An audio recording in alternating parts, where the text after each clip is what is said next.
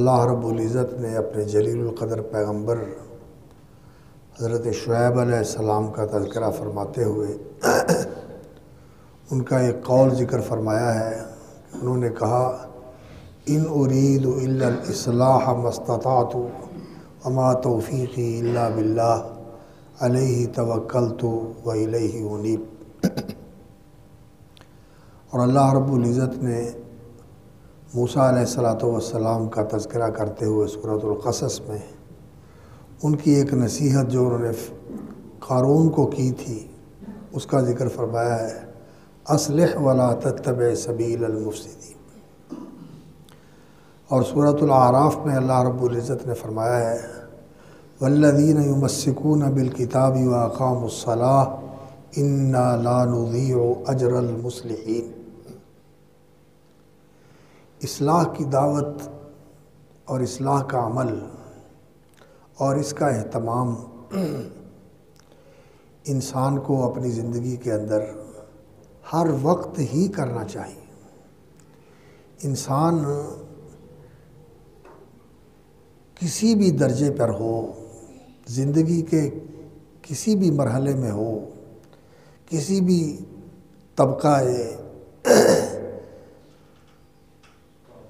سماج کے ساتھ انسان کا تعلق ہو، کسی سماجی اور معاشرتی طبقے سے انسان کا تعلق ہو، اقتدار والے اور فوج والے، پولیس والے، بیوروکریٹ، زراعت پیشہ کسان، مزدور پیشہ، معمار اور محنت کش مزدور، کاروباری، تجارت پیشہ لوگ، صنعت کار، کسی بھی طبقے سے انسان تعلق رکھتا ہو، اسے ہمیشہ اصلاح کا عمل جاری رکھنا چاہیے.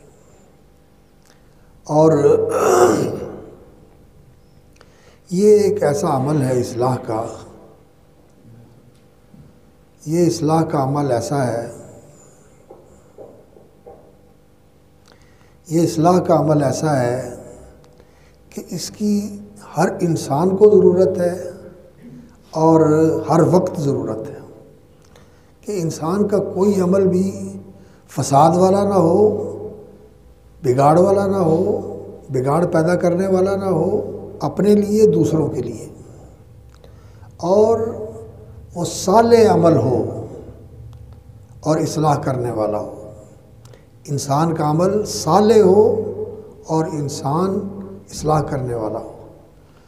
صالحہ یا صالحہ کا معنی ہوتا ہے کسی چیز کا ٹھیک ہونا،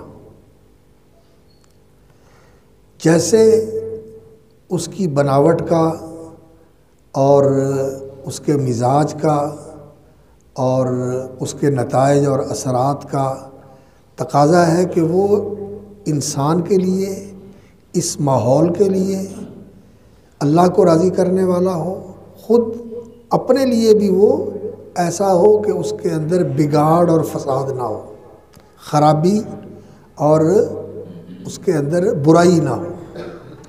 یہ ہوتی ہے صالحیت، اور کسی چیز کا اچھا ہونا، خیر ہو، سراسر خیر ہی خیر ہو، بہتری ہی بہتری ہو، بھلائی ہی بھلائی ہو. اور صلاح کی ضد جو ہے وہ فساد ہوتی ہے، بگاڑ ہو، وہ چیز غلط ہو، بری ہو، اس کا نتیجہ برا ہو، اس کی برائی کرنے والے کے لیے برائی کا باعث ہو، اس کو نقصان پہنچانے والی ہو، دوسروں کو نقصان پہنچانے والی ہو، ماحول کو نقصان پہنچانے والی ہو، کسی بھی اعتبار سے اس کے اندر شر، برائی، بگاڑ، خرابی اور برے نتائج یہ اگر اس کے اندر پیدا ہوتے ہوں تو وہ فساد ہے. شریعت کی تعلیم ہی یہ ہے. شریعت کا اگر آپ بنیادی مقصد سمجھنا چاہیں کہ شریعت کس لیے آئی ہے، اللہ رب العزت نے سورۃ الاعراف کے اندر نبیوں کی دعوت کا ذکر فرمایا، اور آدم علیہ السلام سے لے کر محمد الرسول اللہ صلی اللہ علیہ وسلم تک کچھ نبیوں کا تفصیلاً اور کچھ نبیوں کا اجمالاً ذکر فرمایا اللہ تعالیٰ نے. آدم علیہ السلام کا، نوح علیہ السلام کا، ہود علیہ السلام کا، صالح علیہ السلام کا، لوط علیہ السلام کا، اسی طرح حضرت موسیٰ علیہ السلام کا، شعیب علیہ السلام کا، محمد رسول اللہ صلی اللہ علیہ وسلم کا اللہ نے نام لے کر ذکر فرمایا، اور کئی دوسرے نبیوں کا اللہ تعالیٰ نے اجمالاً ذکر فرما دیا۔ تو اس صورت کے اندر اللہ رب العزت نے نبیوں کی دعوت بیان فرمائی ہے، اور ان سارے نبیوں کی دعوت اگر آپ سورۃ الاعراف 8ویں سپارے سے شروع ہوتی ہے اور 9ویں سپارے میں جا کے ختم ہوتی ہے۔ سورۃ البقرہ کے بعد جو سب سے لمبی صورت ہے وہ یہی ہے، سورۃ البقرہ کے بعد سب سے لمبی صورت یہی ہے، اور یہ تقریباً 1.25 سپارہ بنتا ہے، تقریباً 1.25 سپارہ بنتا ہے۔ سورہ آل عمران سے زیادہ اس کی آیات زیادہ ہیں، اور یہ زیادہ لمبی صورت ہے سورہ آل عمران سے۔ تو نبی صلی اللہ علیہ وسلم نے یہ صورت مغرب کی نماز میں پڑھی، آپ اندازہ کریں، مغرب کی نماز میں نبی صلی اللہ علیہ وسلم نے یہ صورت پڑھی، سورۃ الاعراف۔ اور نبی صلی اللہ علیہ وسلم کی زندگی کے آخری دن تھے، تو ان میں ایک صحابیہ ذکر کرتی ہیں کہ میں نے رسول اکرم صلی اللہ علیہ وسلم کے پیچھے جو زندگی کی آخری نماز پڑھی ہے نا، اور اس کے بعد نبی صلی اللہ علیہ وسلم زیادہ دیر زندہ نہیں رہے، وہ مغرب کی نماز تھی جس میں آپ نے سورۃ المرسلات پڑھی، اور ہم لوگ جو ہیں وہ پچھلے پاؤں کے اوپر ہی آ کے ٹھہر گئے ہیں۔ بس ہماری اس فجر کی نمازوں میں بھی یہی صورتیں ہوتی ہیں، اور دوسری نمازوں میں بھی یہی صورتیں ہوتی ہیں۔ نہیں، لمبی صورتیں پڑھنی چاہیے، قرآن سننا چاہیے، پڑھنا چاہیے۔ خیر یہ تو بات ایسے ہی آ گئی سورۃ الاعراف کے حوالے سے کہ نبی صلی اللہ علیہ وسلم نے مغرب کی نماز لمبی بھی پڑھی ہے۔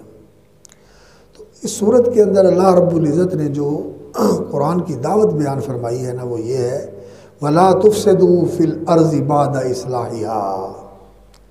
اللہ تعالیٰ نے ہر چیز کو ٹھیک ٹھیک بنایا، آسمان بنائے، زمین بنائی، اور اس کے درمیان اتنی وسیع و عریض کائنات بنائی ہے کہ آج تک انسان جان نہیں سکا کہ یہ کائنات کتنی بڑی ہے، کتنی عظیم ہے، کتنی وسیع ہے۔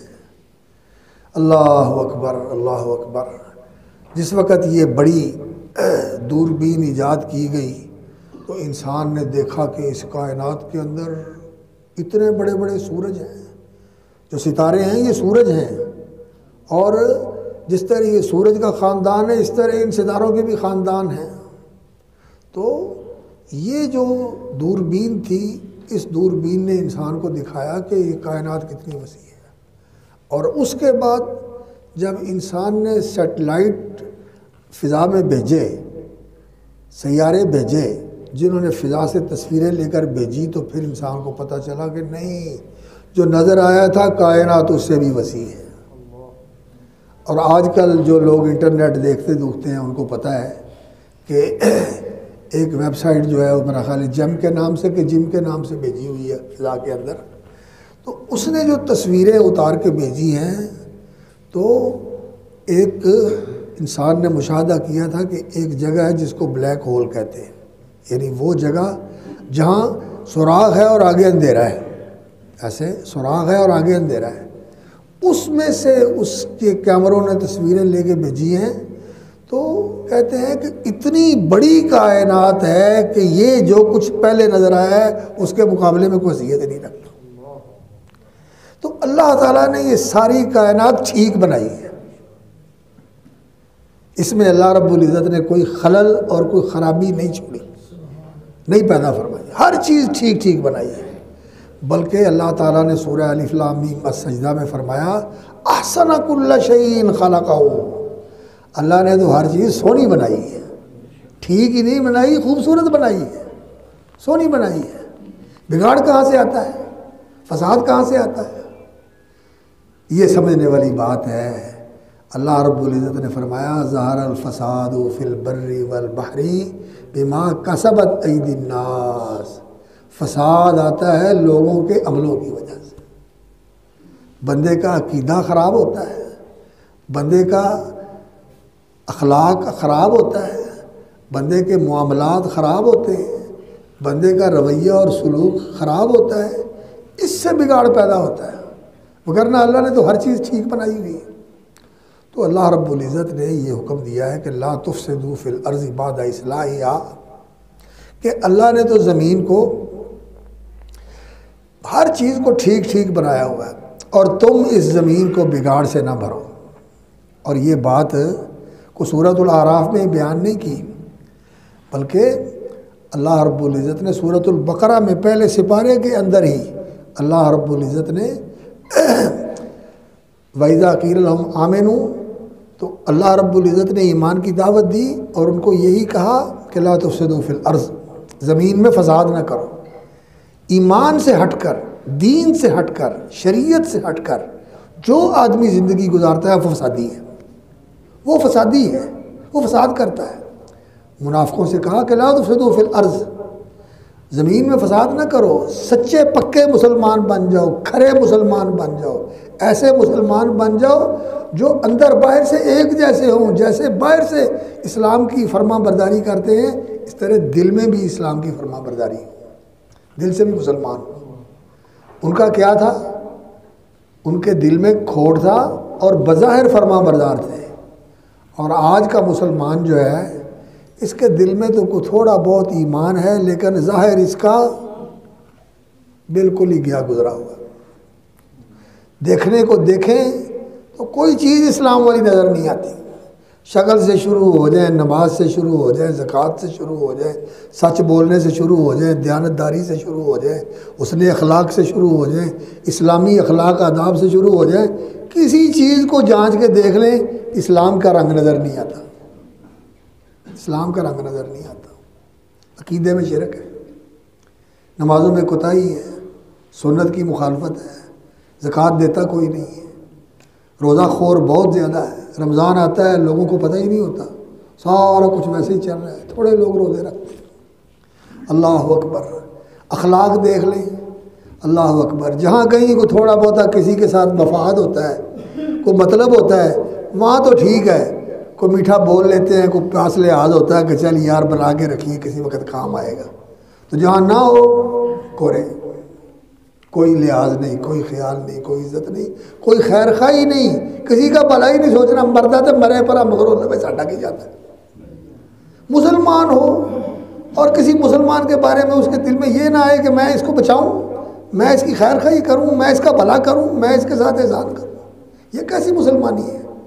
المسلم اخو المسلم، نبی صلی اللہ علیہ وسلم نے فرمایا مسلمان مسلمان کا بھائی ہوتا ہے، لا یظلمہ، نہ اس پر ظلم کرتا ہے، ولا یسلمہ، نہ اس کو بے یار و مددگار چھوڑتا ہے، اور نہ جب اس کو ضرورت ہو مدد کی، سہارے کی، لا یخذلہ، اسے بے سہارا نہیں کرتا، اس کا ساتھ دیتا ہے، اس کے ساتھ کھڑا ہوتا ہے، ولا یحقرہ، اس کو حقیر نہیں سمجھتا۔ یہ مسلمان بھائی کا مسلمان کے اوپر حق ہے جو نبی صلی اللہ علیہ وسلم نے بیان کیا ہے۔ اب ہمارے معاشرے میں یہ چیزیں موجود ہیں، کسی کے ساتھ کچھ ہو جائے ہمیں کیا، میں ٹھیک، مجھے کسی سے کیا لگے، اللہ اکبر۔ اور آداب کی بات، اسلامی آداب کی بات، ادب کیا ہے؟ بیٹھنے کا ادب، اٹھنے کا ادب، آنے کا ادب، جانے کا ادب، چلنے کا ادب، راستے کا ادب۔ دین تو نبی صلی اللہ علیہ وسلم نے فرمایا اللہ نے مجھے اعلیٰ ترین جو اخلاق ہیں ان کو اعلیٰ ترین درجے پر لوگوں کو سکھانے کے لیے بھیجا ہے، بعثت لأتمم مکارم الاخلاق، جو اعلیٰ ترین اخلاق ہیں ان کو اعلیٰ ترین درجے پر لوگوں کو سکھا کے ان اخلاق کا پیکر بنائے، ان اخلاق سے متصف کرے۔ اس لیے نبی صلی اللہ علیہ وسلم نے فرمایا اللہ نے مجھے میری بعثت فرمائی۔ تو نبی صلی اللہ علیہ وسلم نے سونے کا ادب بتایا، کھانے کا ادب بتایا، رفع حاجت کا ادب بتایا، راہ چلنے کا ادب بتایا، سلام کا جواب دینے کا ادب بتایا، بڑے چھوٹے کا ادب بتایا، حتیٰ کہ جاہل کا بھی ادب بتایا کہ جو جاہل ہو جسے پتہ نہیں ہے اس کے ساتھ کیا کرنا ہے۔ ایک آدمی نبی صلی اللہ علیہ وسلم کی مسجد میں دیہاتی باہر سے آیا، اور عربوں کا طریقہ ایسا تھا کہ وہ چھوٹا پیشاب کرنے کے لیے جہاں کہیں مجلس ہوتی، کھلے جنگل میں رہتے تھے وہ لوگ، پاس ہی بیٹھ کر پیشاب کر لیتے، دوسری طرف منہ کیا، پاس بیٹھ کے پیشاب کر لیا۔ ہمارے بھی دیہاتوں میں ایسے ہوتا تھا، وہ جو سوئے نہیں ہوتے، نہریں ہوتی ہیں، وہاں مردوں نے نہانا ہو، حتیٰ کہ عورتیں بھی بعض اوقات منہ تیان ہو جائے، چلو جی کپڑے لا کے نہا لیا، تو ان کا طریقہ بھی ایسا ہی تھا۔ تو وہ مسجد میں آیا، نبی صلی اللہ علیہ وسلم کی مجلس میں بیٹھا ہوا تھا، اس کو پیشاب لگا، پیشاب کی ضرورت پڑی اس کو، وہ اٹھ کے مسجد کے کونے میں گیا، وہاں جا کے اس نے پیشاب شروع کر دیا۔ لوگ رو، نبی صلی اللہ علیہ وسلم نے چپ کر جاؤ، کچھ نہ کھو، چپ کر جاؤ، لا تظلموا، اس کا پیشاب نہ توڑو اور اس کو نہ روکو، درمیان میں اٹھے گا کپڑے بھی خراب ہوں گے، ادھر ادھر اور گرے گا، اتنی فارغ ہو لینے دو۔ جاہل کا ادب ہے۔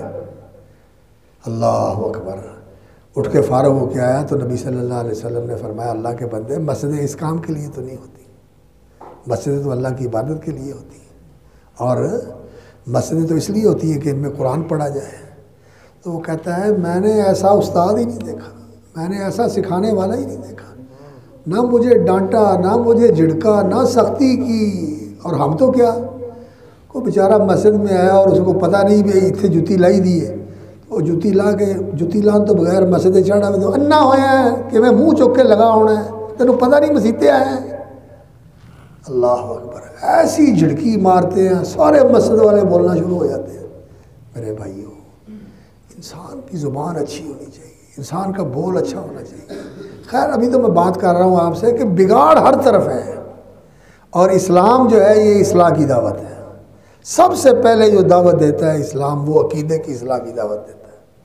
انسان کا عقیدہ ایسا ہونا چاہیے جس میں شرک نہ ہو، جس میں شرک نہ ہو۔ اللہ اکبر۔ اور ہم جو جہاں بیٹھے ہوئے ہیں ماشاءاللہ ہم سمجھتے ہیں کہ ہم شرک نہیں کرتے، اچھی بات ہے، اللہ نے ہمیں بہت سارے شرک سے بچایا ہوا ہے۔ کھلے شرک سے قبریں ہم نہیں پوجتے، مردے ہم نہیں پوجتے، اور بہت ساری چیزیں ایسی ہیں جن سے اللہ تعالیٰ نے ہمیں بچایا ہوا ہے۔ لیکن میرے بھائیوں کوئی چیزیں بڑی مخفی ہیں اور بڑی خطرناک ہیں۔ رزق دینے والا کون ہے؟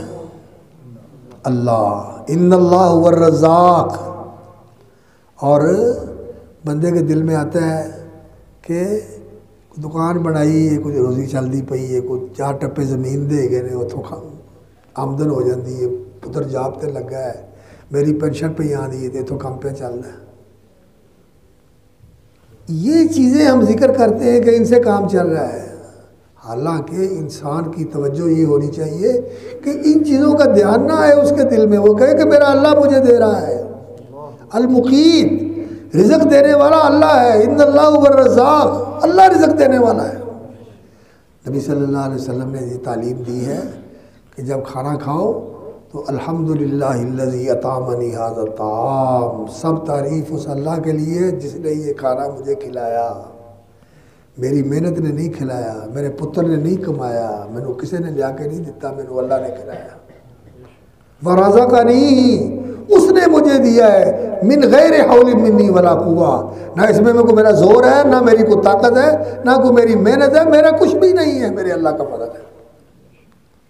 یہ شعور ہونا چاہیے، اور پھر اسی طرح اللہ پہ اعتماد ہونا چاہیے۔ توکل علی اللہ وتوکل علیہ، لا الہ الا ہوا، اللہ کے سوا کوئی الہ نہیں، بھروسہ اسی کے اوپر ہونا چاہیے۔ فاعبدہ وتوکل علیہ، اللہ کی عبادت کرو اور اللہ پر بھروسہ رکھو، اور ہمارے بھروسے اس پہ بھروسہ، اس پہ بھروسہ، اس پہ بھروسہ، اللہ والا دھیان آتا ہی نہیں، اگر کبھی آیا تو چلو اللہ بھی ہے، نہیں، کسی کی طرف دھیان نہ جائے، صرف اللہ کی طرف جائے، توکل اس کا نام ہے۔ لیکن اس کا یہ معنی نہیں کہ کام چھوڑ دو۔ کئی لوگ ایسے ہوتے ہیں جب یہ درس سنتے ہیں نا تو کہتے ہیں مسیطے پہ جو آپ پہ اللہ تعالیٰ دے جائے گا، نہیں، اللہ رب العزت نے یہ بھی حکم دیا ہے کہ سارا کچھ کرو، اور کرنے کے بعد یہ سمجھو اور یہ جانو اور یہ مانو کہ جو کچھ کیا اس سے نہیں ملے گا، یہ تو اس لیے کرتے ہیں کہ اس نے کہا ہے کرو، اس کے نبی کی تعلیم یہ ہے کہ کرو، ہم نے تو اس کا حکم پورا کیا، دینا تو اس نے ہے۔ جیسے کسان نہیں ہوتا، زمین تیار کرتا ہے اور پوری طرح کھیت کو تیار کر کے اس میں بیج ڈال دیتا ہے، تو پھر کہتا ہے یا اللہ میں نے تو جو کرنا تھا کر دیا، اب تو نے اس میں برکت ڈالنی ہے، اس بیج کو پالنا ہے، سنبھالنا ہے، اگانا ہے، حالات اچھے پیدا کرنے ہیں اور مجھے رزق دینا ہے۔ ہر کام میں یہی ہے، دکان میں یہ، تجارت میں یہ، زراعت میں یہ، صنعت میں یہ، ہر کام کے اندر انسان کو ایسا ہی ہونا چاہیے۔ اور اللہ اکبر، اللہ رب العزت مجھے دیکھتا ہے، اللہ کے میں سامنے ہوں، یہ احساس اور شعور ایمان کا بنیادی شعور ہے، بنیادی چیز ہے ایمان کی کہ انسان یہ سمجھے کہ اللہ مجھے دیکھ رہا ہے۔ اور اعلیٰ درجہ کیا ہے کہ انسان ہر وقت دھیان اس کا اللہ کی طرف ہو کہ میں اللہ کی رضا کے لیے کام کرنا ہے، کوئی کام ایسا نہیں کرنا جو اللہ کو ناراض کرنے والا ہو۔ بولنے سے پہلے سوچے، کرنے سے پہلے سوچے، اٹھنے سے پہلے سوچے، بیٹھنے سے پہلے سوچے کہ میں نے اللہ کو راضی کرنا ہے، میرے اس بیٹھنے پہ اللہ راضی ہے جہاں میں بیٹھ رہا ہوں۔ اللہ اکبر، اللہ اکبر۔ جن لوگوں کو اللہ رب العزت نے یہ شعور دیا تھا، میں اگلے دن کی بات ہے پڑھ رہا تھا، امام عبداللہ بن مبارک رحمۃ اللہ علیہ دمشق میں گئے، مرو میں رہتے تھے، خراسان کا علاقہ ہے، مرو ایران کا علاقہ ہے، دمشق میں گئے شام میں، وہاں کسی ساتھی سے انہوں نے قلم لیا اور وہ قلم جو ہے نا انہوں نے اس کے ساتھ لکھا، مانگے کا قلم تھا، اور وہ قلم ان کے پاس ہی سامان میں آ گیا اور وہ اپنے وطن پہنچ گیا، اور سامان کھولا، قلم دیکھا، ہوئے یہ تو میرے دوست کا قلم تھا، مانگا لیا ہوا تھا قلم، کانے کا قلم، یہ تو اس کا تھا۔ سفر کیا، واپس دمشق گیا اور اس کو قلم واپس کر کے آیا۔ یہ ہے کہ میرا اللہ مجھے دیکھ رہا ہے اور مجھے اللہ کا دھیان ہے، اور ہم کہو کب سب کچھ جو آندہ آندے ہو، نہیں میرے بھائی، بات یہ نہیں ہے، اللہ مجھے دیکھ رہا ہے اور میرا دھیان اللہ کی طرف ہے۔ عقیدے کی اصلاح عقیدے سے شروع ہوتی ہے، اور عقیدہ صرف یہی نہیں ہے قبروں میں نہیں جانا، عقیدہ یہ ہے کہ مردے بھی خدا نہیں ہے، زندہ بھی خدا کوئی نہیں ہے، نہ دکان خدا ہے، نہ زمین خدا ہے، نہ جاب خدا ہے، نہ کوئی اور چیز خدا ہے، خدا صرف ایک اللہ ہے، اللہ ربی، اللہ ربی، وہی مجھے رزق دینے والا، علیہ توکلت و الیہ انیب، میرا اسی پر بھروسہ ہے، اور میری انابت، میری توجہ، میرا دھیان، میرا آنا جانا، میرا بھاگنا دوڑنا سارا اسی کے لیے اور اسی کی طرف ہے۔ یہ اصلاح ہے، اس اصلاح کی مجھے بھی ہر وقت ضرورت ہے، اور ہم میں سے ہر ایک کو ہر وقت اس کی ضرورت ہے۔ یہ ایسی چیز ہے کہ ایک دفعہ سن کے کام ختم نہیں ہوتا، یہ تو صبح شام بلکہ ہر وقت میرے دل کی سوئی کدھر ہے، میرے دل کا دھیان کدھر ہے، اللہ اکبر، یہ ہر وقت کی اصلاح ہے۔ اور پھر اس کے بعد اللہ اکبر، میرے لیے رول ماڈل کون ہے، میرے لیے نمونہ کون ہے، میں نے کس کو فالو کرنا ہے، کون ہے جس کے میں نے نقش قدم پہ چلنا ہے، جس کی ایک ایک ادا کو میں نے اپنی ادا بنانا ہے، کون ہے بتائیں؟ محمد الرسول اللہ صلی اللہ علیہ وسلم۔ میں لباس پہنتا ہوں، میں اپنی شکل بناتا ہوں، میں نکلتا ہوں، میں چلتا ہوں، کس کو فالو کرتا ہوں؟ رسول اللہ صلی اللہ علیہ وسلم کو فالو کرنا ہے، نبی صلی اللہ علیہ وسلم کے طریقے کو اپنانا ہے، اور میں جو کچھ کر رہا ہوں ان کے طریقے کے خلاف ہے۔ نماز کے اندر ہاتھ باندھنا، رفع الیدین کرنا، رکوع میں آتے جاتے ہوئے پاؤں ملانا، یہ ساری سنتیں ہیں نبی صلی اللہ علیہ وسلم کی، اور نبی صلی اللہ علیہ وسلم کی ساری زندگی سنت ہے، اسوہ حسنہ ہے، پوری زندگی کو سامنے رکھنا ہے، ہر ایک ایک چیز کو دیکھ کے کہ اللہ کے رسول نے یہ ایسے کیا، میں نے ویسے ہی کرنا ہے۔ کتنی ضرورت ہے ہمیں اصلاح کی، بلکہ ہمیں دوسروں سے زیادہ ضرورت ہے، اس لیے کہ ہماری پہچان ہے اہل حدیث، اہل سنت۔ جو اہل حدیث ہوتا ہے وہی اہل سنت ہوتا ہے، جو اہل سنت ہوتا ہے وہ اہل حدیث ہوتا ہے۔ کیوں؟ اس لیے کہ سنت کہاں سے معلوم ہوتی ہے؟ حدیث سے، حدیث سے پتہ چلے گا نا کہ نبی صلی اللہ علیہ وسلم کی سنت ہے، اس لیے اہل حدیث ہوگا تو وہ اہل سنت ہوگا، اور جو اہل سنت ہے وہ اہل حدیث ہوگا، وہ حدیث کو ماننے والا ہے، حدیث کو پرکھنے والا ہے، حدیث کو جاننے والا ہے، حدیث پر عمل کرنے والا ہے۔ اور اہل حدیث اور اہل سنت میں فرق کوئی نہیں ہے، اور ہم بھی اپنے بھائیوں کو یہ کہتے ہیں کہ بھائیوں ہمارے تمہارے درمیان فرق کوئی نہیں ہے، یہ فرق اوروں نے ڈالا ہوا ہے، جنہوں نے اور راستوں پہ لگا دیا ہے۔ ہم سب کو چھوڑ کے آؤ محمد الرسول اللہ صلی اللہ علیہ وسلم کے نقش قدم پہ لگ جائیں۔ عمل علیہ سکۃ نبویۃ وضرب المدینۃ اشرف البلدانی، عمل، اخلاق، رویہ، سلوک تو وہ ہونا چاہیے جو مدینے سے آیا ہے، جو مدینے سے آیا ہے۔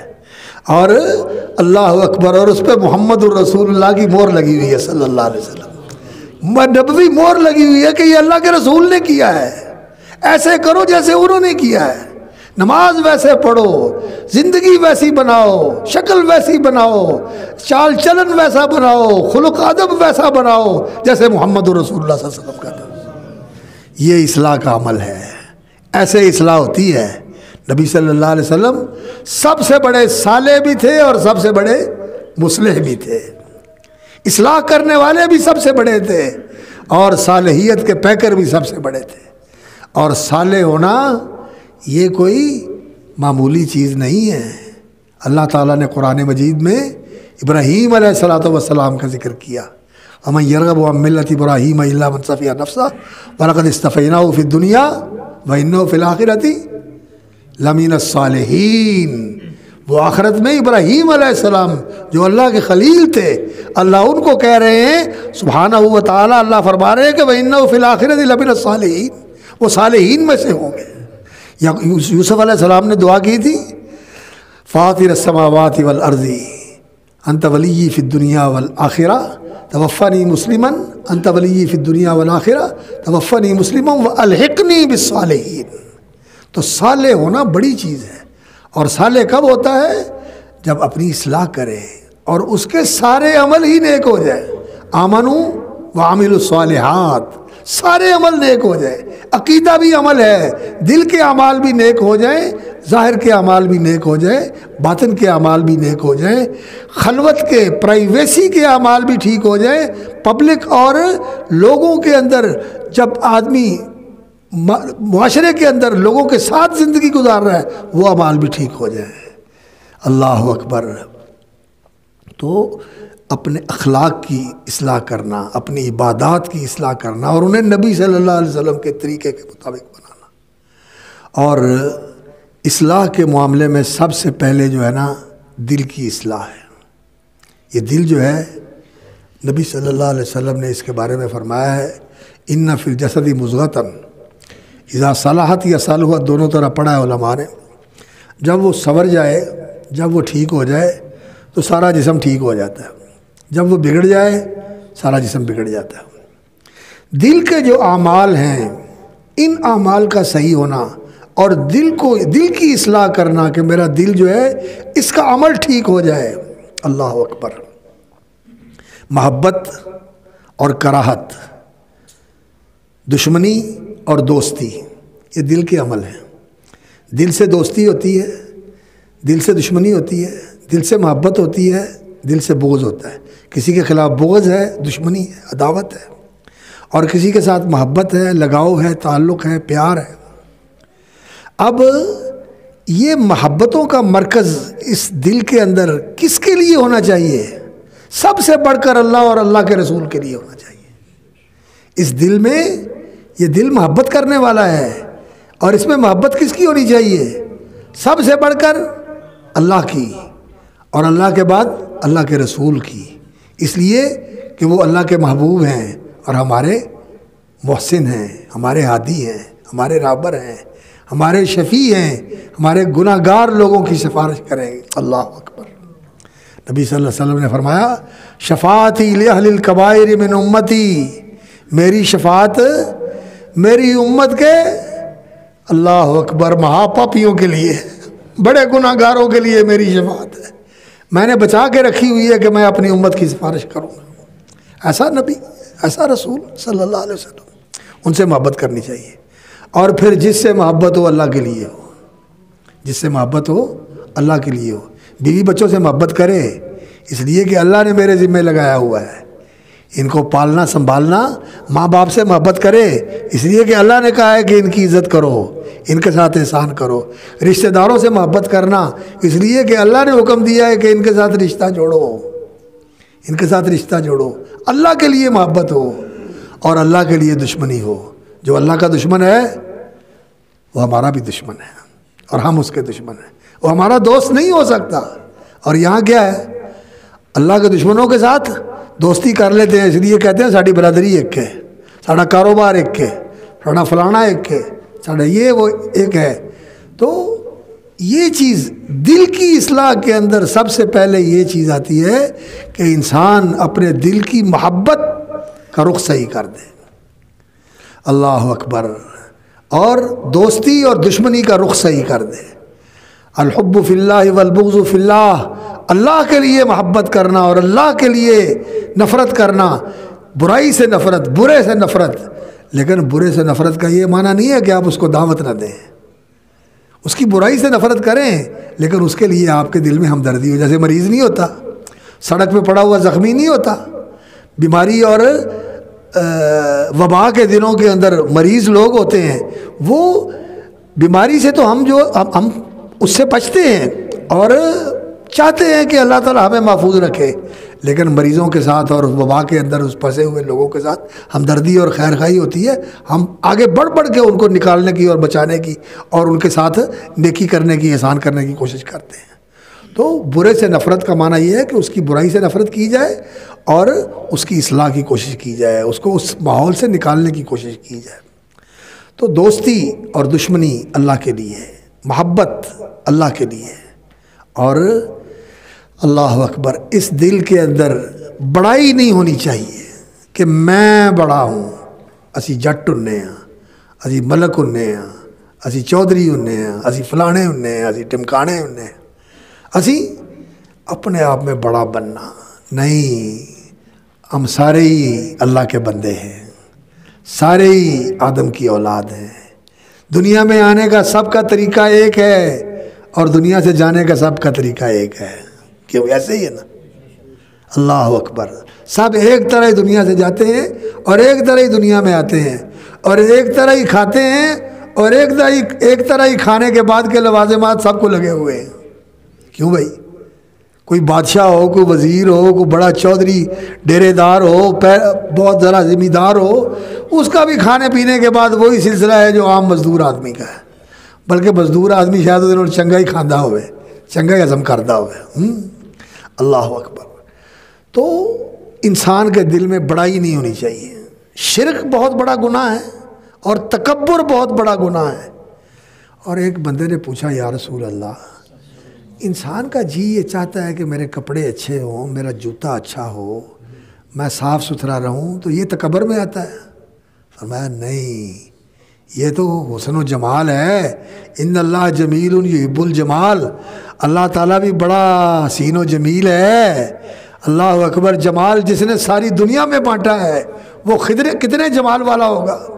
اللہ اپنے دیدار کی لذت نصیب فرمائے۔ اللہم انا نسألک لذت النظر الی وجہک والشوق الی لقائک۔ یا اللہ اپنے دیدار کی لذت نصیب فرمانا، یا اللہ تیرا دیدار ہو۔ اللہ اکبر۔ جنت کی نعمتوں میں سب سے بڑی نعمت اللہ رب العزت کی زیارت ہوگی، اللہ رب العزت کا دیدار ہوگا۔ اللہ تعالی ہم سب کو نصیب فرمائے۔ اللہ اکبر، اللہ اکبر۔ تو انسان کو اس بات سے ممانعت نہیں کی گئی، روکا نہیں گیا کہ انسان کپڑے صاف ستھرے نہ پہنے۔ اس نے کہا پھر یا رسول اللہ کیا ہوتا ہے؟ فرمایا بطر الحق وغمت الناس، تکبر یہ ہوتا ہے کہ انسان کے سامنے سچ آ جائے، حق آ جائے، لیکن چودر آڑے آ جائے کہ میں ان من لوا دے میں نیواں ہو جاؤں۔ کئی باتیں ایسی ہوتی ہیں کہ آج تک ہمیں اس مسئلے کا پتہ نہیں تھا، ان مولوی صاحب نے آ کر یہ مسئلہ بتایا، آج تک اسی ایویں ہی رہے، یہ سب دسن واسطے آ گیا۔ اللہ اکبر۔ اسی نہیں مانتے، یہ کتوں لے آیا مسئلہ؟ بھائی یہ بات ضرور ہے کہ آپ ان مولوی صاحب سے تحقیق کر لیں، انہیں کہا جی یہ قرآن کی بات ہے جو آپ کہہ رہے ہیں، ہمیں قرآن کا حوالہ دے دیں، قرآن میں دکھا دیں، یہ حدیث کی بات ہے، پکی حدیث ہے، ثابت ہے نبی صلی اللہ علیہ وسلم سے، اس کا حوالہ دے دیں، تو پھر ہم ماننے کے لیے تیار ہیں۔ کوئی بھی مسئلہ ہو، کوئی بھی مسئلہ ہو۔ ہمارے ایک بہت اچھے خطیب ہیں، اللہ تعالیٰ ان کو اور زیادہ برکت عطا فرمائے، تو وہ کہنے لگے جی یہ بعض مسئلے ایسے ہیں جو تم حدیث کے خلاف کرتے ہو، اگر ہم آپ کو وہ دکھا دیں کہ آپ کا یہ طریقہ جو ہے وہ حدیث کے خلاف ہے تو پھر آپ اہل حدیث جو ہے نا اپنا مسلک چھوڑ دو گے؟ کہنے لگے میرے بھائی آپ حدیث میں دکھا دیں ہم اس کو مان لیں گے لیکن حدیث صحیح ہونی چاہیے، ثابت ہونی چاہیے، اور ہم اب بھی اہل حدیث ہیں تب بھی اہل حدیث ہوں گے۔ حدیث کو مان کے بغیر حدیث کیسے ہو جائے گا؟ اہل حدیث سے نکل کیسے جائے گا آدمی؟ بڑی اچھی بات کی انہوں نے، اللہ ان کو جزائے خیر عطا فرمائے۔ تو اہل حدیث کا تو معنی ہی یہ ہے کہ جو نبی صلی اللہ علیہ وسلم کی حدیث سامنے آ جائے، سمعنا واطعنا آمنا وصدقنا، ہم نے قبول کر لیا، ہم نے اس کو سچ مانا اور ہم نے سن لیا اور اس کو اپنے عمل میں لے آئے۔ ایسا ہونا چاہیے انسان کو۔ حق کے سامنے تکبر نہیں کرنا چاہیے، حق کو ماننے سے انکار نہیں کرنا چاہیے، یہ تکبر ہے، حق سامنے آ جائے اور پھر نہ مانے۔ وغمت الناس، اور لوگوں کو کمتر سمجھنا، حقیر سمجھنا، چھوٹے جاننا، فلانا چھڈ پرا، یہ کی حیثیت ہے، یہ کون ہے، یہ کی کہنا ہے؟ نہیں، مسلمان بھائی ہے، اللہ اکبر، میرا بھائی ہے، بے شک چھوٹی ذات کا ہے، چھوٹا کام کرتا ہے۔ یہ کاموں کی تقسیم تو اللہ نے بنائی ہوئی ہے، یہ سارے چودھری ہوتے تو پھر کم کو ہو جاتا، کم ہونا ہی کوئی نہیں سی۔ اللہ رب العزت نے یہ بنایا ہوا ہے، ورفعنا بعضهم فوق بعض درجات ورفعنا بعضهم فوق بعض درجات لیتخذ بعضهم بعضا سخریا۔ فرمایا ہم نے ان کے ایک دوسرے کے اوپر درجے کیے ہوئے ہیں، کوئی بڑا ہے، کوئی اس سے چھوٹا ہے، کوئی اس سے چھوٹا ہے، کوئی اس سے چھوٹا ہے، کوئی اس سے چھوٹا ہے، تاکہ یہ کام چلتے رہیں، یہ کام چلتے رہیں، وگرنہ سارے ایک درجے پہ ہو تو کام کون کرے گا؟ تو یہ تو اللہ رب العزت نے نظام بنایا ہوا ہے، اس لیے کسی کو حقیر نہیں سمجھنا چاہیے۔ یہ تکبر ہے۔ شرک کے بعد جو ہے نا یہ تکبر، یہ اللہ رب العزت کے ساتھ مقابلہ ہے۔ انسان وہ وصف اختیار کرتا ہے جو اللہ کے لیے ہے، اللہ کے لیے ہے المتکبر، بڑا بن کے رہنا، اور انسان کے لیے بڑا بن کے رہنا نہیں، انسان کے لیے چھوٹا بن کے رہنا ہے، متواضع بن کے رہنا ہے، اللہ کے سامنے نیاز مند، اور اللہ کے سامنے اپنے آپ کو نیچ اور ہیچ بنا کے رکھنا ہے۔ بڑائی اللہ کے لیے ہے، وَلَهُ الْكِبْرِيَاءُ فِي السَّمَاوَاتِ وَالْأَرْضِ، اللہ اکبر۔ اور دوسری چیز میرے بھائیوں جو اس دل کے اعمال کے اندر آتی ہے وہ حسد ہے۔ کسی کو دیکھا اس کے دن بدل گئے، کاروبار اچھا ہو گیا، پہلے بیچارہ کمزور تھا، اب ماشاءاللہ اچھا کام ہو گیا، کھانے پینے لگ گیا، تو اب اس کے دل میں آتا ہے میں تو اتھے ہی کھڑا تھا، یہ اگے نکل گیا، یہ سوکھا ہو گیا۔ دل میں جلن آتی ہے، کڑن آتی ہے، اور پھر یہ آہستہ آہستہ جو ہے نفرت اور بغض کا ذریعہ بنتی ہے، اور پھر ایسے جذبے کا ذریعہ بنتا ہے کہ یہ کہتا ہے کہ اس کے پاس نہیں رہنا چاہیے، اور پھر اس کی برائی بھی کرتا ہے، اس کو بدنام بھی کرتا ہے، اس کے بارے میں جب کوئی موقع آتا ہے تو اس کی توہین والی بات کرتا ہے۔ یہ حسد نہیں کرنا چاہیے۔ لا تحاسدوا، نبی صلی اللہ علیہ وسلم نے فرمایا آپس میں حسد نہ کیا کرو۔ اور اللہ اکبر، مسلمان ہوتا ہے دوسرے مسلمان کے ساتھ کسی وقت کوئی بات ہو جاتی ہے اونچ نیچ والی، کسی نے کوئی تلخی والی بات کر دی، آپ کو غصہ لگا، آپ اس کو کہہ دیں بھائی مجھے تیری بات سے رنج پہنچا ہے، مجھے دکھ ہوا ہے، تو یہ بات یہ کرنی نہیں چاہیے، اس کو بھی معافی مانگ لینی چاہیے کہ یار مجھے معاف کر دو، میرے منہ سے نکل گئی، مجھے معاف کر دو۔ یہ ہو جاتا ہے۔ ایک دفعہ حضرت ابوبکر صدیق رضی اللہ تعالیٰ عنہ، حضرت عمر رضی اللہ تعالیٰ عنہ کے درمیان میں کوئی بات چیت ہوئی، ایک بات سے حضرت عمر رضی اللہ تعالیٰ عنہ کو کچھ دلی اذیت ہوئی، ابوبکر صدیق کی بات سے ان کو رنج ہوا تھوڑا سا، تو وہ غصے میں آئے اور انہوں نے یہ کہا کہ آپ نے مجھے اذیت دی ہے۔ حضرت ابوبکر نے کہا کہ مجھے معاف کر دو، کہنے لگے میں نے نہیں معاف کرنا، تو وہ اللہ کے رسول کے پاس آ گئے۔ حضرت ابوبکر یا رسول اللہ میری سفارش کرو، عمر مجھے معاف کر دے، عمر مجھے معاف کر دے۔ تو نبی صلی اللہ علیہ وسلم نے عمر کو کہا کہ عمر ابوبکر کو میرے لیے معاف کر دے، یہ میرا ساتھی ہے، یہ میرا ساتھی ہے۔ اللہ اکبر۔ اونچ نیچ ہو جاتی ہے تو اونچ نیچ میں ایک دوسرے کو معاف کر دیا کرو، معافی مانگ لیا کرو، معافی دے دیا کرو، دل صاف کر لیا کرو، دل میں گرا دے لینی، وٹ دل کے اندر کڑن اور کرودھ اور بغض اور ایسی گرا کہ بس اب یہ ساری عمر کے لیے میرا اس کے ساتھ جو ہے نا اب ویر ہی چلے گا، دشمنی چلے گی، یہ نہیں ہونا چاہیے۔ لا تحاسدوا ولا تباغضوا، آپس میں حسد نہ کرو، آپس میں بغض نہ کرو۔ اللہ اکبر۔ ولا تدابروا، اور ایک دوسرے سے منہ نہ موڑو۔ آ گیا منہ موڑ کے ادھر چلا جائے، سلام بھی نہیں کرنا، سلام کر لیا جواب ہی نہیں دینا، مسجد میں آ گیا اس کے ساتھ کھڑے بھی نہیں ہونا، پچھلی صف میں چلا جائے گا یا ادھر کھڑا ہو جائے گا، میں نے ادھر نال نہیں کھڑا ہونا۔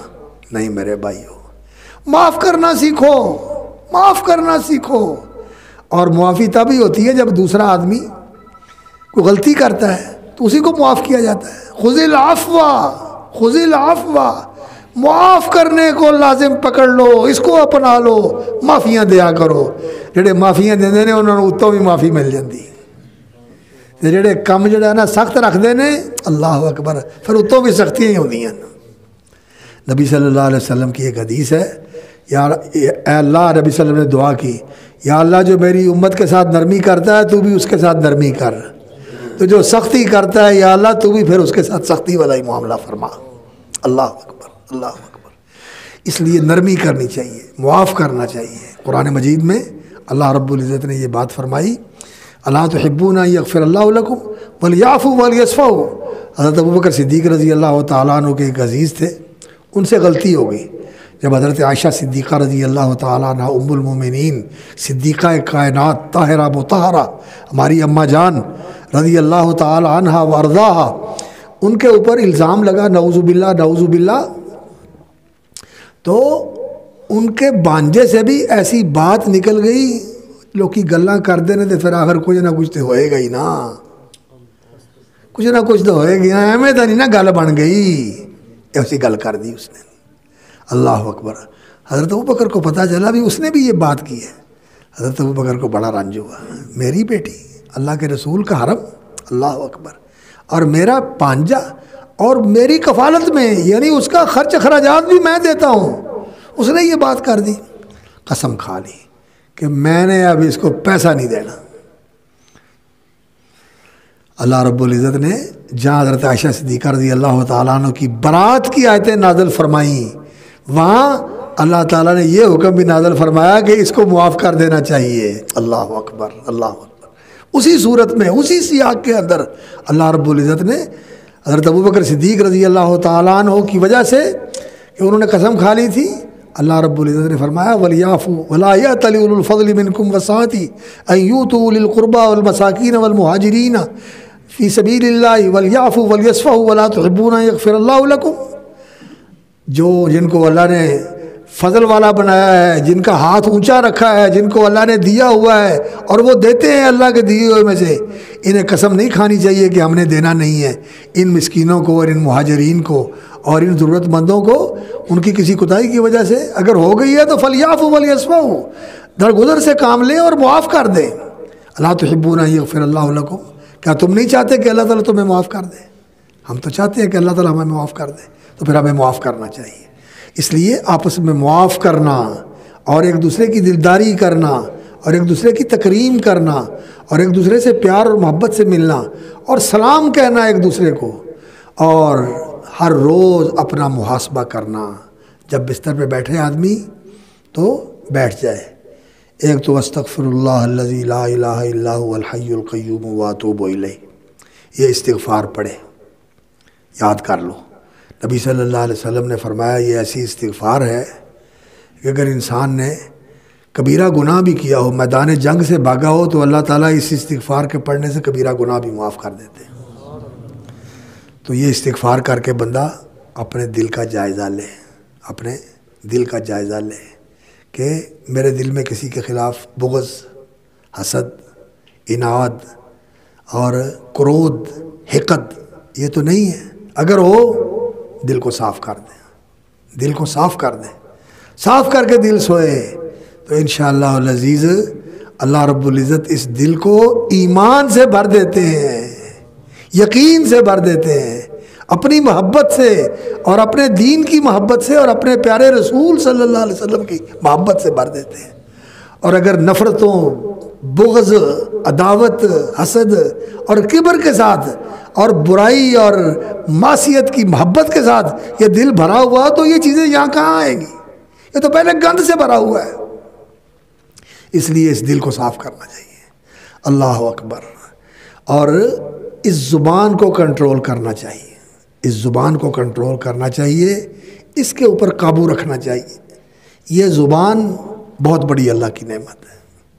اور اس کی حرکت، بولنا، یہ سب سے آسان عمل انسان کو لگتا ہے کہ انسان بولتا ہے، تھکتا ہی نہیں ہے انسان، لیکن اس زبان کی حفاظت کرنا یہ بہت ضروری ہے۔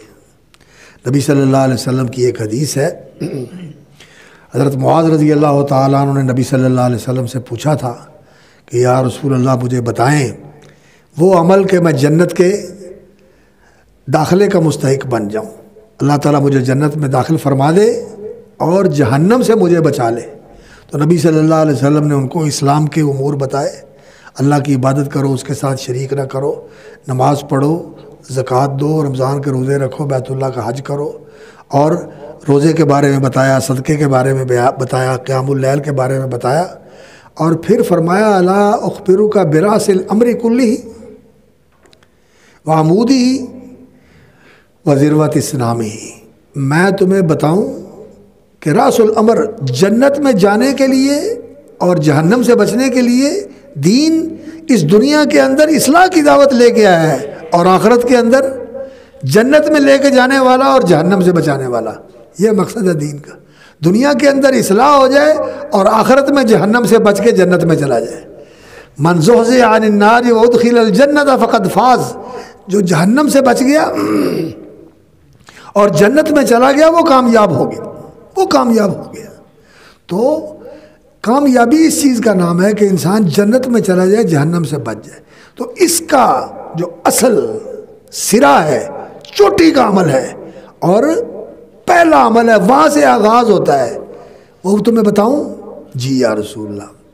فرمایا الاسلام، مکمل فرما برداری، زندگی کے ہر عمل میں اللہ کا حکم ماننا، اللہ کے رسول کا حکم ماننا، قرآن کا حکم ماننا، حدیث کا حکم ماننا، یہ ہے جنت میں جانے کا نقطہ آغاز، اور یہ آپ کو جنت میں لے جانے والا عمل ہے المسلم۔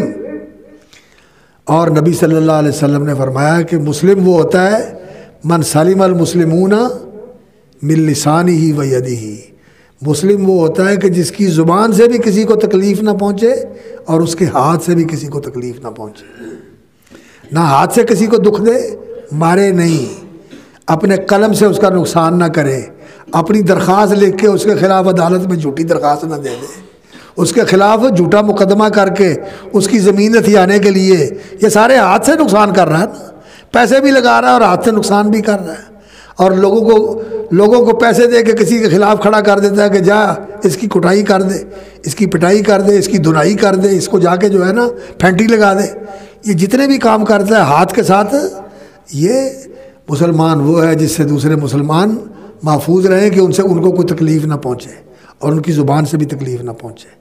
اور اسلام جو ہے اس کا نام ہے کہ انسان مکمل فرما برداری کی زندگی کے اندر آ جائے، اللہ کا فرما بردار بن جائے۔ الاسلام اور عمودہ الصلاۃ، اس کا ستون جس کے اوپر یہ جنت کا داخلہ اور جہنم سے بچاؤ، جہنم سے تحفظ اور جنت کا یقینی وارث ہونا اور جنت میں یقینی داخل ہونا، جس چیز کے اوپر یہ چیز کھڑی ہے، جو اس کی بنیاد ہے، وہ کیا ہے؟ نماز۔ نماز ہے تو جہنم سے بچو گے اور جنت میں جاؤ گے۔ اور اگر نماز میں کوتاہی ہے، 5 وقت کی نماز اللہ اکبر جو پڑھتا ہے اس کا تو اللہ کے ہاں عہد ہے کہ اللہ اس کو جنت میں داخل کرے گا، اور جس کی 5 وقت کی نماز نہیں ہے اس کا اللہ کے ساتھ عہد نہیں ہے۔ اور جو بندوں کے درمیان العہد الذی بیننا و بینہم، کافروں کے درمیان فرق کرنے والی چیز ہے، وہ جنت، وہ نماز کی پاسداری ہے، وہ نماز کی پابندی ہے، وہ یہ چیز ہے کہ انسان نماز کا خیال کرتا ہے، وہ نماز ہے۔ تو نماز جو ہے یہ دین کی بنیاد ہے، یہ دین کا ستون ہے۔ اور ذروۃ و سنامی یا ذروہ بھی پڑھا جاتا ہے، دونوں طرح جائز ہے، کہ اس کا چوٹی اور کوہان کا عمل جو ہے وہ الجہاد فی سبیل اللہ، اللہ کے راستے میں جہاد ہے۔ ایک جہاد یہ ہوتا ہے کہ میدان جنگ میں جا کے لڑا جائے، اور ایک جہاد یہ ہوتا ہے کہ انسان اللہ کی فرما برداری کے اندر اپنے ساتھ مجاہدہ کرے۔ یہ میں نہیں کہہ رہا، یہ اللہ کے رسول کا فرمان ہے۔ فرمایا المجاہد من جاہد نفسہ فی طاعت اللہ عز وجل، مجاہد وہ ہوتا ہے جو اپنے آپ سے جہاد کرے کہ میں نے اللہ کی فرما برداری کرنی، اللہ کی نافرمانی نہیں کرنی، اس نفس کو فرما برداری کے اندر رکھنا ہے، نافرمانی کی طرف نہیں جانے دینا، اس سے جہاد کرے، یہ مجاہد ہے۔ اور حقیقت یہ ہے کہ اصل جہاد یہی ہے۔ بڑے لوگ ہوتے ہیں غازی ہو کے آتے ہیں لیکن یہاں آ کے فیل ہو جاتے ہیں، جہاں خود اپنے ذات سے جہاد کرنے کا وقت آتا ہے نا وہاں وہ کوئی فیل ہو جاتے ہیں، اور غازی ہو کے آئے ہوتے ہیں لیکن یہاں فیل ہو جاتے ہیں۔ تو اللہ تعالی ہمیں دونوں میدانوں میں کامیاب فرمائے، اور اسی طرح دین کی سربلندی کے لیے، دین کی اشاعت کے لیے، دین کی تقویت کے لیے، دین کو لوگوں کے اندر زندہ کرنے کے لیے مسجدیں بنانا، مدرسے بنانا، علماء تیار کرنا، اپنی اولادوں کو دین پہ لگانا۔ چلو اولاد میں سے کوئی نہیں اگر بن سکا تو رشتہ داروں میں سے لگانا، رشتہ داروں میں سے بھی کوئی نہیں ملتا تو کسی کو تیار کر کے اس کی کفالت کر کے اس کو دین کا عالم بنا کے دین کی خدمت کے اوپر لگا دے آدمی، یہ بھی جہاد ہے اللہ کے راستے میں، یہ بھی اللہ کے راستے میں جہاد ہے۔ تو یہ اسلام کا چوٹی کا عمل ہے۔ اور پھر نبی صلی اللہ علیہ وسلم نے فرمایا الا اخبرک بملاک ذالک کلی، کیا میں تمہیں ایسا عمل نہ بتاؤں جو ان ساری چیزوں کو اپنے اندر سمیٹ لینے والا ہے۔ ملاک کا معنی ہوتا ہے سب کو گھیر کے ایسے ایک جگہ کے اوپر اکٹھا کر لینے والا۔ انہوں نے کہا یا رسول اللہ ایسا عمل تو ضرور بتائیں جو شروع سے لے کر اب تک جتنی چیزیں بتائی ہیں ان سب کو سنبھالنے والا، ان سب کو سمیٹنے والا اور ان سب کو بچانے والا عمل تو مجھے ضرور بتائیں۔ تو نبی صلی اللہ علیہ وسلم نے فرمایا کف علیک ھذا، اس کو روک لو، بند کر لو، اس کو روک لو۔ نبی صلی اللہ علیہ وسلم نے جب فرمایا اس کو بند کر لو، روک لو، تو حضرت معاذ کہنے لگے یا رسول اللہ حل نؤاخذ بما نتکلم، یا رسول اللہ جو ہم بولتے ہیں اس پر بھی پکڑ ہوگی؟ فرمایا ثقیلت کو امو کا، اور تیری ماں تجھے گھوم پائے، حل یکب الناس علی مناخرہم الا حصائد السنتہم، جو لوگوں کو ناک کے بل، منہ کے بل، اوندے منہ جہنم میں لے کے جائے گی وہ اس زبان کی کاٹ ہی تو ہے، جو اس زبان نے کاٹا ہے یہ لوگوں کو لے جائے گا۔ اور آج ہماری سیاسی وابستگیاں اور ہماری سیاسی دشمنیاں اور ہمارے سیاسی تعلق اور ہمارے خاندانی اور برادری کے تعلق اور رشتہ داروں کے اندر، گھروں کے اندر آپس میں بھائیوں کے، بھتیجوں کے، کزنوں کے معاملات ایسے ہیں، اللہ اکبر، یہ زبانیں بے لگام ہو گئی۔ غیبت کرنا، نمیمت کرنا، الزام لگانا، گالی دینا، برائی کرنا، بدنام کرنا، یہ چیزیں ہم کرتے ہیں اور ہمیں کبھی احساس ہی نہیں ہوتا کہ میں برا کر رہا ہوں۔ بے دھڑک اور بے دریغ ہر وقت کیے جاتے ہیں، جہاں بیٹھتے ہیں وہاں کیے جاتے ہیں۔ اللہ اکبر۔ میرے بھائیوں، انسان سے نیکی تو ہوتی نہیں ہے، اور جو نیکی کرتا ہے یہ غیبت کرنے والا، یہ چغل خوری کرنے والا، یہ لوگوں کی پیٹھ پیچھے ان کی برائیاں کرنے والا، یہ ان پر الزام لگانے والا، یہ ان کو بدنام کرنے والا، یہ ان کو بے عزت کرنے والا، یہ جو ہے قیامت والے دن یہ سارے، یہ تو سمجھتا ہے نا کسی نے سنا نہیں، کسی کو پتہ نہیں، یہ سارا کچھ اکٹھا کر کے ان کے سامنے آ جائے گا کہ اس نے یہ کچھ کیا، اور وہ کہیں گے ہمارا حق دیا جائے، اور اس کی نیکیاں لے کے سارے فارغ ہو جائیں گے۔ اللہ اکبر۔ اور یہ لوگوں کے گناہ اٹھا کے جہنم میں چلا جائے گا۔ اس لیے میرے بھائیوں، آج کل سیاسی طور پر الزام تراشی اور جھوٹ کا ایسا چلن ہے کہ اس کو بدنام کرو، اس کو بدنام کرو، اس کے بارے میں بات کرو۔ میرے بھائیوں، احتیاط کا تقاضا یہ ہے کہ جس چیز کے بارے میں نہیں جانتے چپ ہو جاؤ، چپ ہو جاؤ۔ کیوں؟ اس لیے کہ مسلمان جو کلمہ پڑھتا ہے، جو مسلمان کلمہ پڑھتا ہے، اس کے بارے میں اگر کوئی بات ایسی کرتا ہے جو واقعہ کے خلاف ہے، جو حقیقت واقعہ کے خلاف ہے، واقعہ وہ ہوتا ہے جس کو آپ نے آنکھوں سے دیکھا ہو اور آپ کو پوری طرح یقین ہو کہ یہ ایسے ہے، تو وہ چیز اس کا آپ اظہار کریں تو وہ تو واقعہ کا اظہار ہے، لیکن اس کے بارے میں بھی شریعت کا حکم یہ ہے کہ پردہ ڈالنا چاہیے، اچھالنا نہیں چاہیے، پردہ ڈالنا چاہیے۔ جو پردہ ڈالتا ہے اللہ اس پہ پردہ ڈالتا ہے، اور ہم تو اللہ اکبر خوردبینے لے لے کے تلاش کرتے ہیں، اور پھر وہ کیا کہتے ہیں، اللہ اکبر، پر کی ڈار بناتے ہیں اور پیاز کا پہاڑ بناتے ہیں. ہاں، پر کی ڈار بناتے ہیں اور پیاز کا پہاڑ بناتے ہیں، اور اللہ عربی والے کہتے ہیں حبے سے قبہ بناتے ہیں، دانا ہو او اتنا بڑا گنبد بنا دیتے ہیں اس کا. ہمارا سوشل میڈیا، ہماری صحافت زرد صحافت، اور یہ ہمارا سوشل میڈیا بے لگام میڈیا، ان کا تو طریقہ یہ ہے. اور ہم اخبار جو لکھے ایسی سوشل میڈیا تے آیا، اور یوٹیوب تے آیا، اور فیس بک تے آیا، اور ٹویٹر تے آیا، اور فلانے تے آیا، اور فلانے تے آیا، بولی چلے جاتے ہیں. نبی صلی اللہ علیہ وسلم نے فرمایا کہ من قال فی اخیہ ما لیس فیہ، جو آدمی بات کہتا ہے ایسی اپنے بھائی کے بارے میں، ہم مسلمان سارے آپس میں بھائی ہیں یا نہیں ہیں؟ سارے بھائی ہیں. تو جو کسی مسلمان کے بارے میں ایسی بات کہتا ہے ما لیس فیہ، جو اس میں نہیں ہے، اور یہ اس کے بارے میں کہتا ہے فلانا ایسا ہے، فلانا ایسا ہے، فلانا ایسا ہے، فلانا ایسا ہے، اور وہ واقعتاً ایسا نہ ہو، تو فرمایا نبی صلی اللہ علیہ وسلم نے اسکنہ اللہ ردغت الخبال، اللہ تعالیٰ اس کو جہنم کے اس مقام پہ لا کے قید کر دے گا، عذاب دے گا جہاں سارے جہنمیوں کا پیپ، لہو اور گند، کچلہو جمع ہوتا ہے، اللہ اس کو وہاں قید کر دے گا، اور اسے کہا جائے گا کہ اپنا جو تو نے الزام لگایا تھا ثابت کر. اور وہاں ثابت کرنا ان جھوٹے وکیلوں کے ساتھ ثابت کرنا نہیں ہے، جھوٹی گواہیوں کے ساتھ ثابت کرنا نہیں ہے، وہاں اللہ کی عدالت میں ثابت کرنا. کہاں سے ثابت کرے گا؟ اس لیے میرے بھائیوں، ان سیاسی بکھیڑوں کے اندر اور ان سیاسی اللہ معاف کرے بے لگامیوں کے اندر اپنی زبان کو آلودہ نہ کیا کریں، سنا ہی نہ کریں. کوئی بات کرتا ہے تو کہا کریں بھائی رہنے دیں. آپ کو جو سمجھ آتا ہے کہ اچھا آدمی ہے اس کو سپورٹ کر دیں اپنی نظر کے، اپنی بصیرت کے مطابق، لیکن سوچ سمجھ کے کریں. لائی لگ نہیں ہونا چاہیے تھا. اور ہمارے ایک بزرگ تھے وہ کہا کرتے تھے مومن نو مجو نہیں ہونا چاہیے تھا. مجو پتہ نہیں کی ہوں دا مانا، بالکل انا ہوئے ایویں ہی ہر ایک بندے دے پیچھے پیچھے لگا جائے، اکھاں بند کی جاتے پیچھے ٹر پہ. مومن کو ایسا نہیں ہونا چاہیے تھا، لائی لگ نہیں ہونا چاہیے. مومن کو صاحب بصیرت ہونا چاہیے، صاحب فراست ہونا چاہیے، سوچ سمجھ کے فیصلے کرے، دین کے لحاظ سے، دنیا کے لحاظ سے، ملک کے لحاظ سے، ملت کے لحاظ سے، معاشرے کے لحاظ سے، اپنے ملک کے مسائل کے وسائل کے لحاظ سے ساری چیزیں سوچ کے فیصلہ کرنا چاہیے. تو لیکن اس پروپیگنڈے کے اندر نہیں آنا چاہیے، اور بدنام کرنا اور ہر وقت گالیاں دیتے رہنا. میرے بھائیوں یہ بہت غلط کام ہے، اس زبان کو لگام دے لو.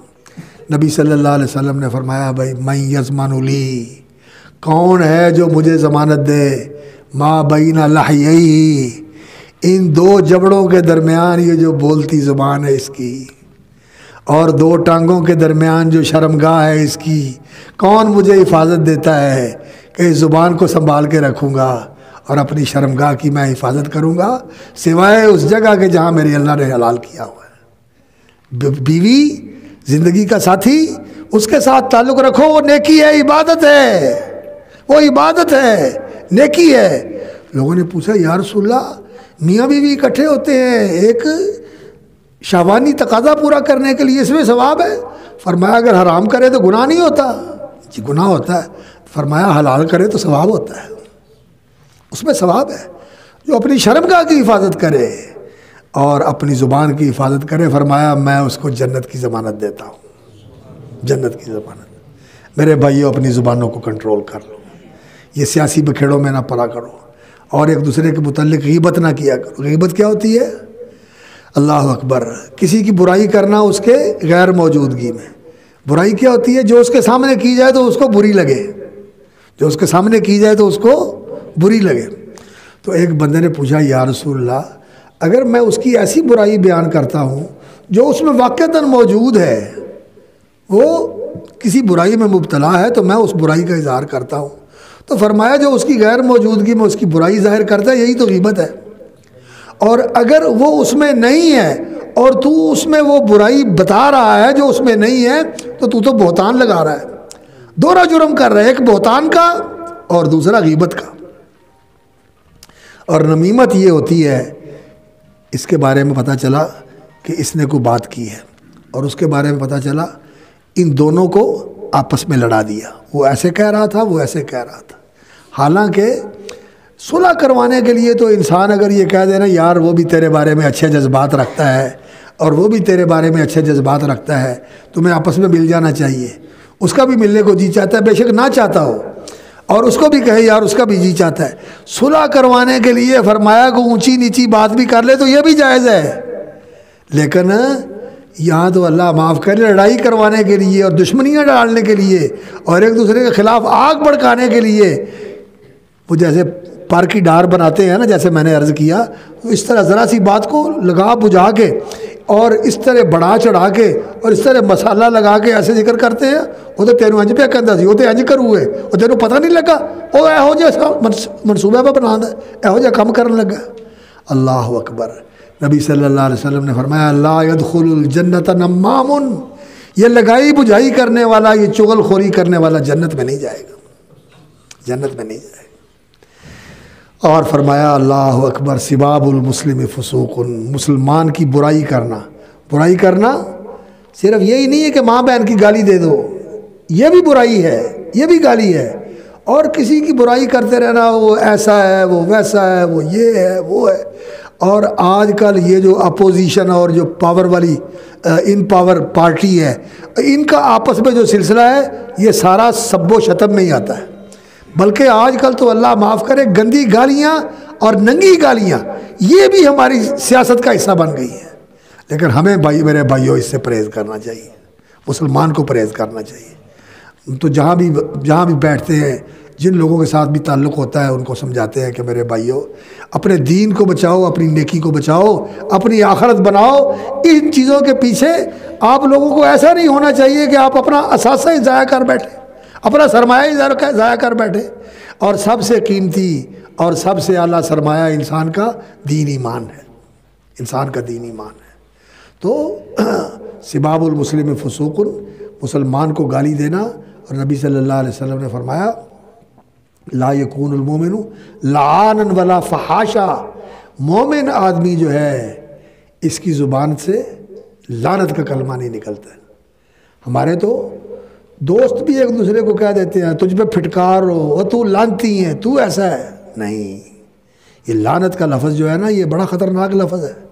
یہ لعنت جب کسی پہ لعنت ڈالی جاتی ہے، اگر وہ اس کا مستحق ہو، لعنت کا معنی ہوتا ہے اللہ کی رحمت سے محروم ہو جائے، اللہ کی رحمت سے دور ہو جائے. اگر تو وہ ایسا ہے تو پھر تو لعنت اس پہ پڑ گئی، اور اگر وہ ایسا نہیں ہے تو پھر لعنت پلٹ کے اسی پہ آ جاتی، جس نے بھیجی اسی پہ آ جاتی ہے. وہ اللہ کی رحمت سے دور ہو جاتا ہے، محروم ہو جاتا ہے. اس لیے لعنت نہیں کرنی چاہیے. لوگ بچوں کو بھی کہہ دیتے ہیں، گھر والے بھی، بہن بھائی ایک دوسرے کو کہہ دیتے ہیں اور پھٹکار بھی ڈال دیتے ہیں اور پھٹے منہ بھی کہہ دیتے ہیں، منہ پھٹ جائے، منہ پھٹ جائے، نعوذ باللہ نعوذ باللہ نعوذ باللہ.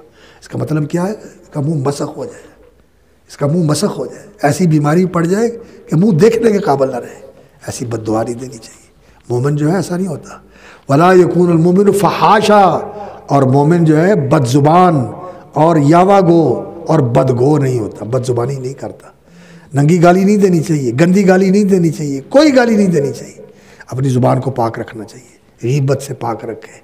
اور سب سے زیادہ خطرناک چیز جھوٹ سے زبان کو پاک کر لو، جھوٹ چھوڑ دو، زبان کو سچ کا عادی بناؤ. تو اللہ رب العزت سے دعا ہے میرے بھائیوں، یہ جو اصلاح کا عمل ہے یہ بڑا ہمہ جہت عمل ہے، یہ بڑا زندگی کی ساری کو محیط عمل ہے. اس عمل کی ہر وقت ضرورت ہے اور ہر بندے کو ضرورت ہے، ہر طبقے کو ضرورت ہے، اور ہر حال میں اس کی ضرورت ہے کہ ہم اپنی اصلاح اور اپنے آپ کو احسان کے ساتھ متصف کرنے کی کوشش کرتے رہیں. اور اپنی برائیاں اور کوتاہیاں بے شمار ہیں، ان گنت ہیں، لا تعداد ہیں. اللہ سے معافی مانگے، یا اللہ جو جانتے ہیں ہم وہ بھی معاف کر دے، جو ہم نہیں جانتے میرے مالک تو جانتا ہے وہ بھی معاف کر دے. کھلے کرتے ہیں وہ بھی معاف کرتے، چھپے کرتے ہیں وہ بھی معاف کر دے. اللہ سے معافی بھی مانگتے رہنا چاہیے اور توبہ بھی کرتے رہنا چاہیے اور استغفار بھی کرتے رہنا چاہیے. تو اللہ رب العزت سے دعا ہے کہ اللہ تعالی ہمیں اپنی اصلاح کی توفیق عطا فرمائے. اور اللہ اکبر، اللہ رب العزت نے فرمایا والذین یمسکون بالکتاب واقاموا الصلاۃ، جو اللہ کے دین و شریعت کو مضبوطی سے تھام کے رکھتے ہیں، واقاموا الصلاۃ، اور نماز قائم کرتے ہیں، یمسکون بالکتاب واقاموا الصلاۃ انا لا نضیع اجر المصلحین، ان اصلاح کرنے والوں کا اجر ہم ضائع نہیں کرتے، اللہ ان کو اجر دیتا ہے۔ اپنی اصلاح، دوسروں کی اصلاح، پورے معاشرے کی اصلاح، پوری انسانیت کی اصلاح، پورے عالم کی اصلاح کا فکر لے کر انسان کو کھڑے ہونا چاہیے۔ اور ہمارے بزرگ، میرے والد صاحب رحمۃ اللہ علیہ، حضرت مولانا محمد یحییٰ شرق پوری رحمۃ اللہ علیہ، اسی طرح ہماری جماعت کے دوسرے بزرگ جو ان کے علمی بھائی بھی تھے اور اسلامی بھائی بھی تھے، اور سگے بھائیوں جیسا ہی ان کا آپس کا تعلق تھا، مولانا حافظ محمد یحییٰ عزیز میر محمدی رحمۃ اللہ علیہ، ان بزرگوں نے ایک سلسلہ شروع کیا تھا تبلیغی جماعت کا اور اصلاحی دعوت کا۔ ادارۃ الاصلاح کے نام سے مرکز ہے، تو اس ادارۃ الاصلاح کا مشن ہی یہ ہے کہ لوگوں کے اندر یہ شعور بیدار کیا جائے کہ اپنی اصلاح کا عمل شروع کرو، اپنے آپ کو سنوارو، اپنے آپ سے شروع کرو، اپنے گھر سے شروع کرو، اپنے محلے سے شروع کرو۔ اور میرے ساتھ آج بیٹھا، میں مولانا کے ساتھ باتیں کر رہا تھا، مولانا عبدالرزاق حافظہ اللہ کے ساتھ، وہ کہہ رہے تھے کہ ہماری یہ کوشش ہے کہ ہر محلے میں مسجد بنائی جائے، ہر آبادی میں مسجد بنائی جائے، اور مسجد کے اندر یہ ماحول پیدا کیا جائے اصلاح و تربیت کا، تزکیہ نفوس کا، تعلیم دین کا، اصلاح اخلاق اور اصلاح آداب کا اور اصلاح معاشرہ کا یہ عمل شروع کیا جائے۔ اس سے معاشرہ سنورے گا، اس سے اللہ کی رحمتیں اور برکتیں آئیں گی انشاءاللہ العزیز۔ اور اس مرکز کے ساتھ بھی رابطہ رکھیں، میں آپ سے عرض کر رہا ہوں، اس کے ساتھ بھی رابطہ رکھیں، اور وہاں آنا، وہاں سے جماعتوں کا یہاں آنا، یہاں سے وہاں جانا، اس سلسلے کو بھی ملحوظ رکھیں، تو اللہ رب العزت ہمیں اس اصلاحی سلسلے کے اندر جوڑ دے، اور اس راستے میں اللہ تعالی ہمیں لگا دے، اور اللہ تعالی ہماری اصلاح فرما دے۔ نبی صلی اللہ علیہ وسلم کی یہ دعا ہوتی تھی، اللہم آت نفوسنا تقواہا وزکیہا انت خیر من زکاہا انت ولیہا و مولاہا، اے اللہ ہمیں تقوی نصیب فرما دے اور ہمارا تزکیہ اور اصلاح فرما دے، تو بہترین تزکیہ اور اصلاح فرمانے والا ہے۔ تو اللہ رب العزت سے دعا ہے کہ اللہ تعالیٰ یہ جو کہا سنا گیا ہے مجھے بھی اس پر عمل کرنے کی توفیق عطا فرمائے، اور آپ حضرات کو بھی سننے کی، جو جنہوں نے سنا ہے اللہ تعالیٰ ان کو